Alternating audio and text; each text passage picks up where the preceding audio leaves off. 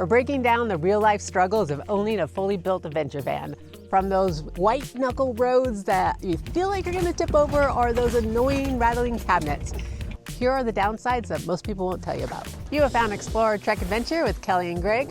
We cover everything camping, from backpacking to adventure vans. That thing is not a Jeep. It weighs almost 8,500 pounds, and actually certain scenarios it does weigh over 8,500 pounds.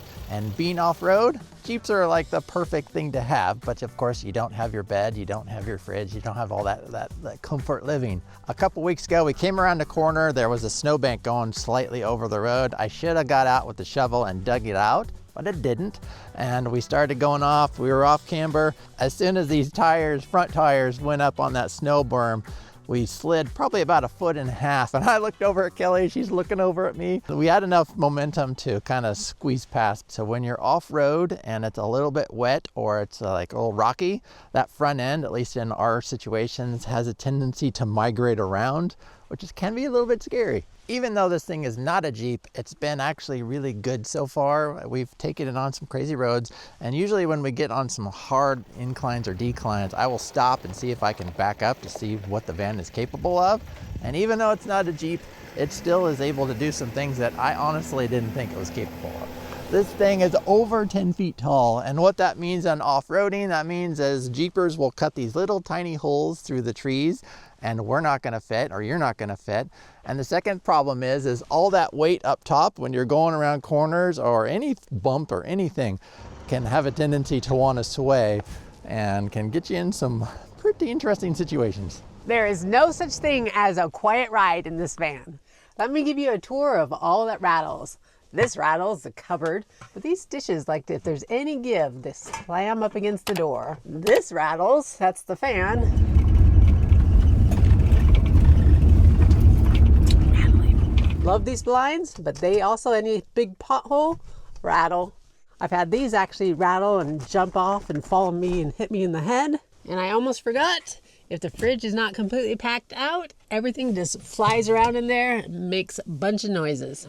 Ride quality can be rough. We do not have an upgraded suspension, so when we hit those big bumps, we feel it. Airing down really does help, but when you're on a road for just a short little bit, sure, airing down just takes a quick little bit, but airing back up could take up to 15 minutes, and it's really not worth the hassle sometimes. 10 to 20 miles on washboard roads can be very tiring and gets old really quick.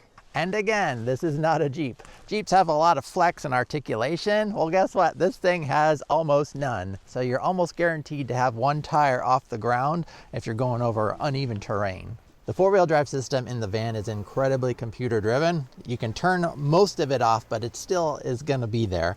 What I found is if you give it kind of medium pressure on the throttle and you just kind of let it there, it feels like you're not really doing anything and you might get stuck, but that computer kind of shifts power around to the right wheels and eventually you'll make it out, or at least in our situation has been. Adventure vans can be very problematic when it comes to storage, because one thing when you're out on the trails is you want the smallest van possible so you can get into everywhere you want to go, which also leaves you no room for storage. And that's why a good majority of people have storage boxes on the back.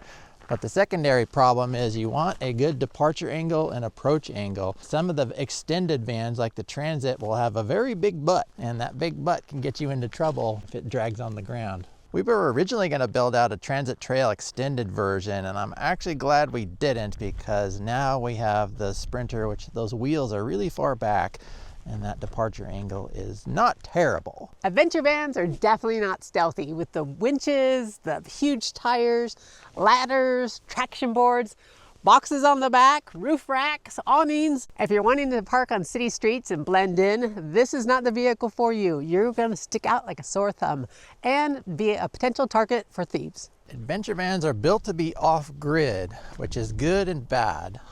There is a plug over here, which we can plug into, but where are we gonna plug into out here? Nowhere. We don't even bring the plug with us when we go out. In these vans, they have huge battery systems. Those battery systems are awesome because it gives you power to run everything you want. The big downfall with that is they're incredibly expensive.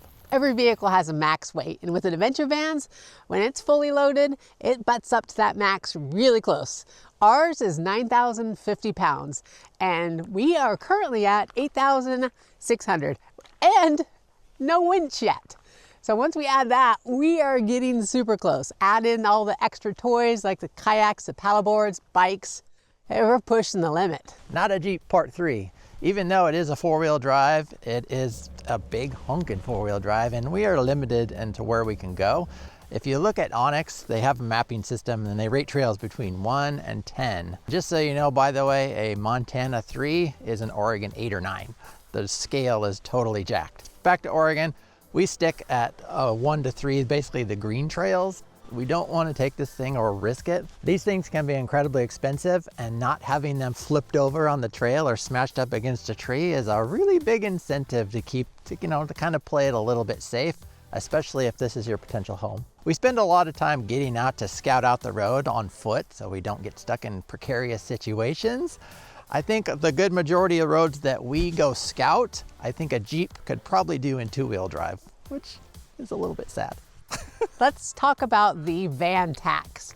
I think that a lot of companies think that since you have this expensive rig, you're gonna have a lot of money to burn through, and then they jack up the prices. And here is a ridiculous example of that. These struts here, $40, complete, Amazon. When we picked up the van from the dealership, they offered us to put struts in, installed, for $350.